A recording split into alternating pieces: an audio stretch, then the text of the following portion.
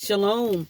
I want to further explore the relationship between Kuah and Adam, um, especially Genesis chapter 2 and chapter 3, when the serpent entered into the garden and deceived Kuah and convinced her that she would not surely die and that she would be like Yah himself. And also, she presented the forbidden fruit to Adam. And as I previously stated, Adam was in no way forced to eat the forbidden fruit, but he made a conscious decision to disobey the commandment that Yah gave to him directly. And I'm also wondering why he didn't communicate it to Kuah, because it seems to me that as soon as she was, formed, we know she came out of his rib and they had their first meal together, that he would have told her not to eat from the tree of the knowledge of good and evil, and that he would have expressed to her that if you eat from this tree, we will surely die. So right there, I'm seeing a lack of communication. Maybe he was so wowed by her appearance and the physical attributes that he, failed to communicate that to her. But as I stated, he partook of the forbidden fruit willingly. He could have, stood on the commandment of Yah, the word of Yah, and resisted. But he didn't. So he partook of the forbidden fruit, and death came immediately, spiritually and physically. And it's no different than today. Sometimes when we eat something, it has an immediate effect on our body or on our being, on our digestive, on our gut. Adam was jolted out of his higher spiritual nature to his lower carnal nature. And immediately he started blame shifting. Immediately he started not taking accountability for his actions. So I want to start by going to Genesis chapter 2, verse 15. Verse 15, it says, "And Yah took the man and put him into the Garden of Eden to dress it." So right away we can see that it was his duty to work the garden, to till it. And it says, and to keep it. So he was also responsible for the maintenance of the garden, the upkeep of it, the preserving of it, the attending to it, the appearance of it. Verse 16, "And Yah commanded the man, saying, Of every tree of the garden thou mayest freely eat." So he had variety.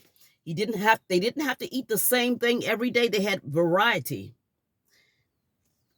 "But of the tree of knowledge of good and evil, thou shalt not eat of it. For in the day that thou eatest thereof, thou shalt surely die." And verse 18, "And Yah said, It is not good that the man should be alone. I will make him a helpmeet for him." So when Adam received the commandment, Kuah was not present. Let's go to Genesis chapter 3. I'm going to start at verse 15. "And I will put enmity," hostility, hatred, "between thee and the woman." This is after the forbidden fruit was eaten. Verse 6, I'm going to go back to verse 6. Genesis chapter 3, verse 6. "And when the woman saw that the tree was good for food, and that it was pleasant to the eyes, and a tree to be desired to make one wise, she took of the fruit thereof and did eat, and gave also unto her husband with her, and he did eat." going back to verse 1 in chapter 3, when the serpent was being subtle, and he advised Kuah, he said to Kuah, yea, hath Yah said, ye shall not eat of the tree of the garden? And the woman said unto the serpent, we may eat of the fruit of the trees of the garden, but of the tree of the fruit of the tree which is in the midst of the garden, Yah have said, ye shall not eat of it. Let me go back and read that again. And the woman said unto the serpent, we may eat of the fruit of the trees of the garden, but of the fruit of the tree which is in the midst of the garden, Yah have said, ye shall not eat of it, neither shall ye touch it, lest ye die. And the serpent said unto the woman, ye shall not surely die. So I take that back. Kuah was aware that she should not have eaten from the tree of the knowledge of good and evil. So she was fully aware. Her and Adam were both aware, because Yah would not have held her accountable if she was not made aware. Okay, verse 16. Oh, back to verse 15. And I will put enmity between thee and the woman, and between thy seed and her seed. It shall bruise thy head, and thou shalt bruise his heel. So as we see, hostility and hatred entered into the relationship between the man and the woman. So we know that means strife and chaos and confusion and every evil work of the devil. And between thy seed and her seed,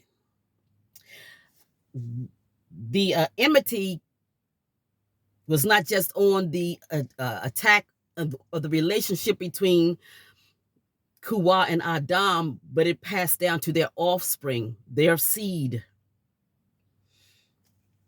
The seed, to me here, being of the male seed and of the female seed, both kind. The enmity is there. And it shall bruise thy head, and thou shalt bruise his heel. And unto the woman he said, because these are the consequences right here. Unto the woman he said, I will greatly multiply thy sorrow, and thy conception. In sorrow thou shalt bring forth children. And we know that to be true. There's much pain in bringing forth children, much pain in the body. And children come forth dead sometimes. They come forth deformed and defects, illnesses and diseases straight from the womb. So there's much sorrow nowadays in conception. And thy desire shall be to thy husband, which I don't see as a negative thing, and he shall rule over thee. Traditionally, we have been taught that the husband has complete rule and authority over the wife and over all of the decision making within the home, within the marriage, and that the wife is to submit to the husband and the wife is to help the husband. But nobody specifies or puts any emphasis on that a husband and a wife submit to one another. In order for a marriage to be successful, a husband and a wife has to submit to one another. And not only is the woman his helpmate, because she's not a slave, Adam is a helpmate to Kuah as well. They are helpmates one to another. As we can see, Adam already had a responsibility to dress and to keep the garden. So he was helping already. he was working already, and that didn't end when Kuah came, and the responsibility of helping the man was all on the woman. And marriage is a give and take. It's communication. It's decision making. It's working together in unity. Do benevolence one to another. Loving thy neighbor as thyself. The wife renders due benevolence to her husband, and the husband renders due benevolence to the wife.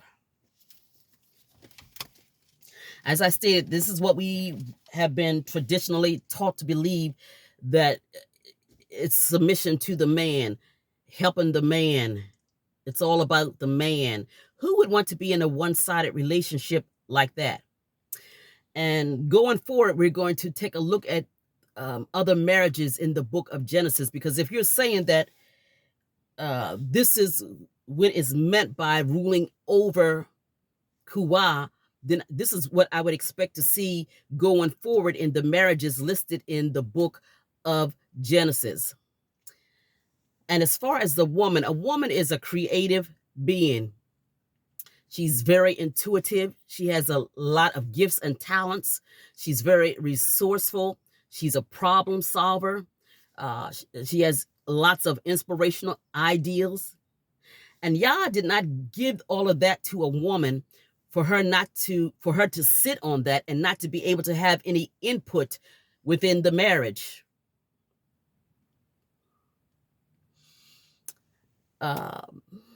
Every marriage is different. Some wives are better at finance than the husband. So roles change depending on your marriage and what's best for you. Some husbands are better cooks than the wives. Some wives can't cook at all. So we delegate roles and responsibility as needed in our marriage. Kuwa is a free moral agent. And Yah did not create her to be dominated and manipulated and to be controlled. He didn't create the woman to be under the man's control like that. Okay, in verse 17, consequences for Adam. And unto Adam he said, because thou hast hearkened unto the voice of thy wife, hearken to listen to take heed to. Now, was Yah saying that a husband is not supposed to hearken unto his wife? How can you have a successful marriage if a husband doesn't hearken to his wife, listen to his wife in anything, take heed to his wife in anything? Because Yah can surely use a wife to bring a warning, to her husband or in any area, in finances, in health.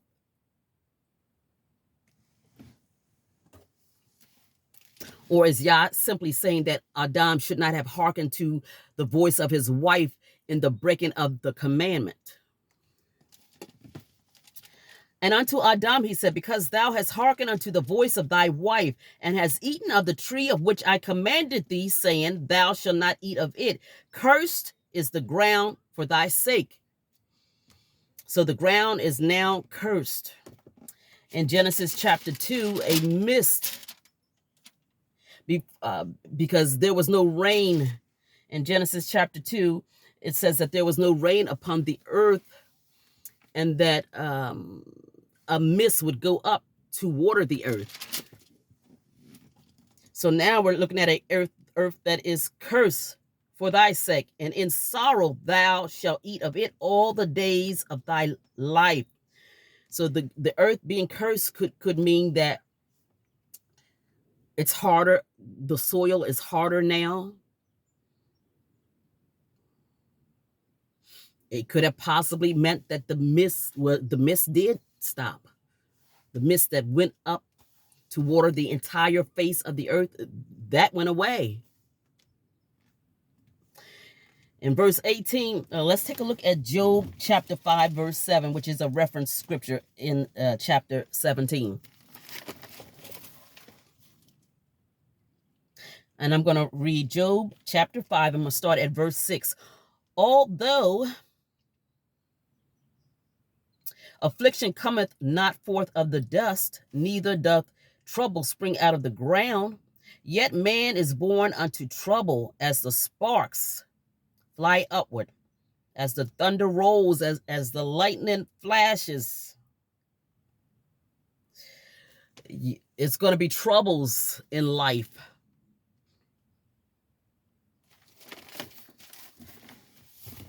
Not going to be a flowery bed of ease. Another reference scripture listed here is Ecclesiastes chapter 2,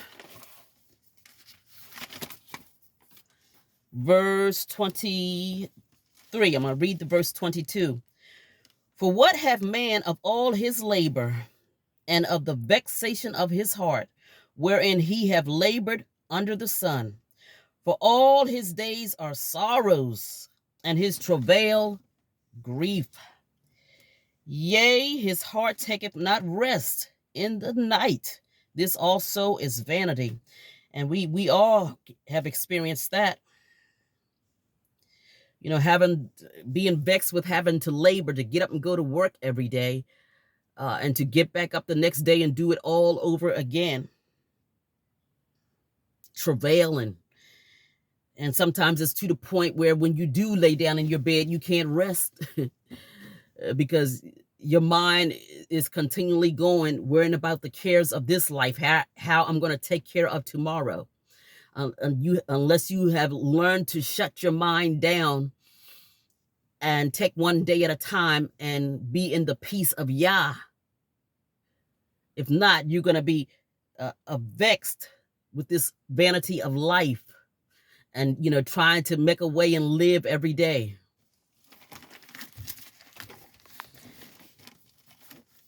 Okay, back to Genesis chapter 3, verse 18. Thorns also and thistles shall it bring forth to thee, and thou shalt eat the herb of the field. In the sweat of thy face shalt thou eat bread, till thou return unto the ground, for out of it thou wast taken, and unto the dust shalt thou return. So now, Adam is having to deal with thorns and thistles, getting pricked, bleeding. And thou shalt eat the herb of the field.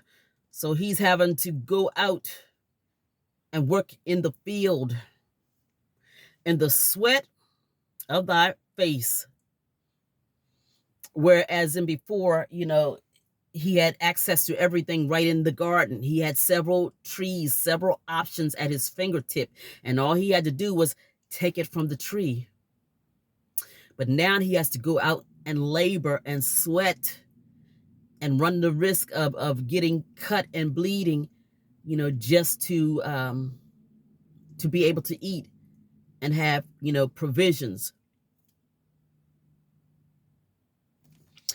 Now we see in Genesis chapter 4, it says, and Adam knew Kuah his wife, and she conceived and bare Cain, and said, I have gotten a man from Yah.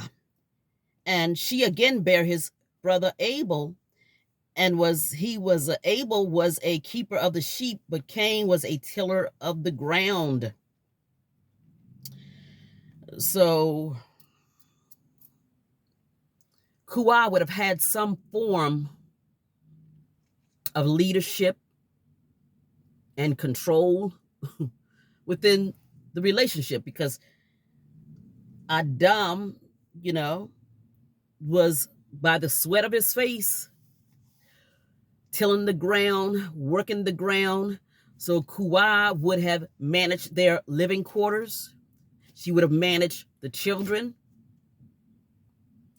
She would have been a teacher to them.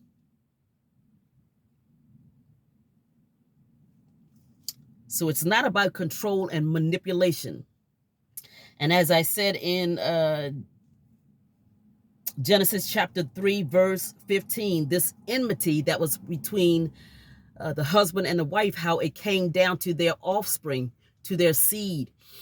And we all know the story of Cain and Abel, how Cain slew Abel because he was jealous, the hostility, the hatred, that Abel offered a more pure and righteous sacrifice unto Yah. I want to take a look at Genesis chapter 16, which is the relationship between Kuah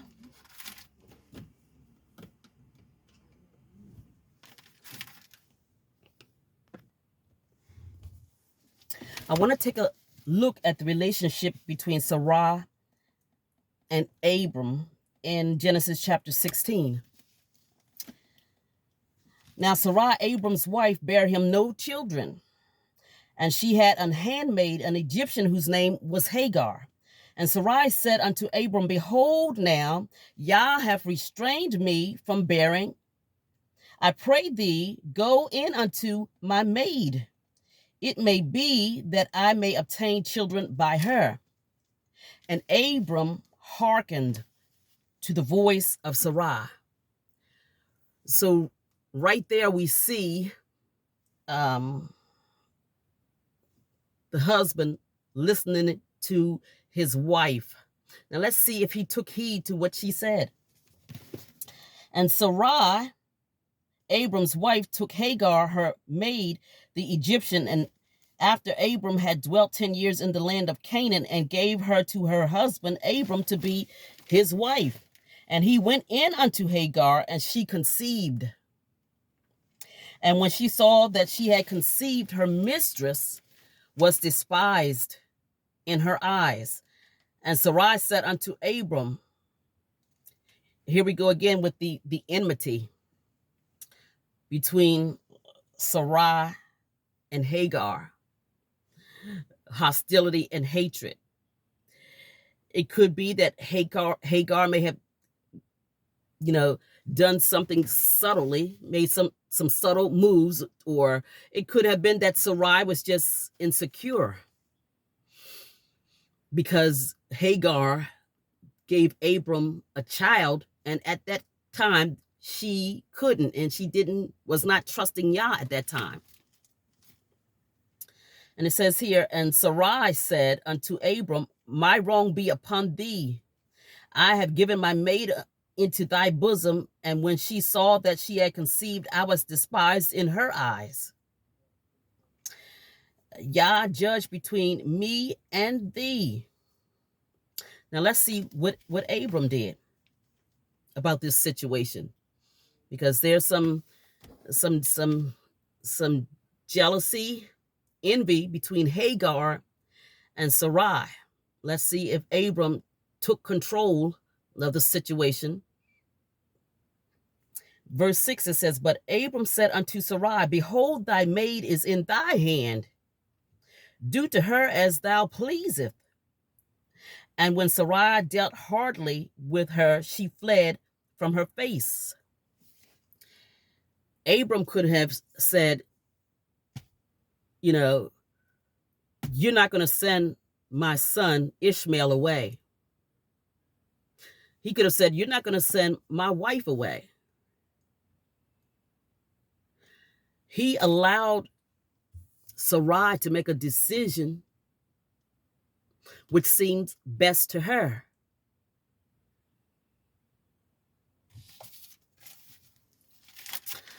I want to take a look at Genesis chapter 30.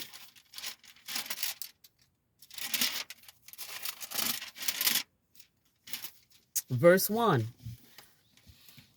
And when Rachel saw that she bare Jacob no children, she was barren at that time, Rachel envied her sister and said unto Jacob, Give me children, or else I die.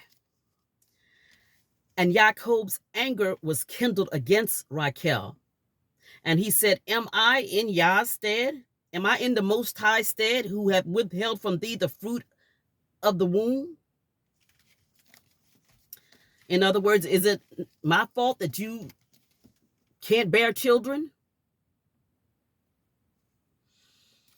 So again, we see the husband and wife communicating.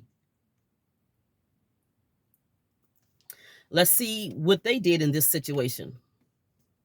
And she said, Behold, my maid Bilhah, go in unto her, and she shall bear upon my knees, that I may also have children by her. And she gave him Bilhah, her handmaid, to wife. And Jacob went in unto her, and Bilhah conceived and bare Jacob a son. And Rachel said, Yah have judged me, and hath also heard my voice, and have given me a son. Therefore called she his name Dan. And skipping down, and Bilhah conceived again and bare Jacob a second son. And if anybody knows the story between Raquel and her sister Leah, enmity between the seed of the man and the woman, you know, enmity because they were in competition with giving children to Jacob. Leah, to the point where she couldn't produce anymore, that she advised Jacob to sleep with her handmaid as well. But the moral of the story is that the wife had a voice in the relationship. The husband can hearken to his wife's voice. And not only hearken to it, but he can act on what the wife is saying. It doesn't make him any less of a man. And it doesn't mean that the wife is ruling over her husband or being controlling or manipulating. Because in a successful marriage, we come together and we talk about our concerns, and we work together to provide a solution. The solution does not always come through the husband. Sometimes it comes through the wife. The wife is not always the wife is not the only one who is responsible to submit in the marriage, but the husband is required to submit to the wife as well. And we are both helpmates one to another. Yah is the head of Adam, and he's the head of Kuwah. And Yah is the head, I believe, same exists today, because a woman is a free moral agent. And Yah did not create her for a man to dominate her, be controlling and manipulative. Yah is the head of the husband. Yah is the head of the wife. The husband is the foundation, and he supports the family. He is the head helpmate. Shalom.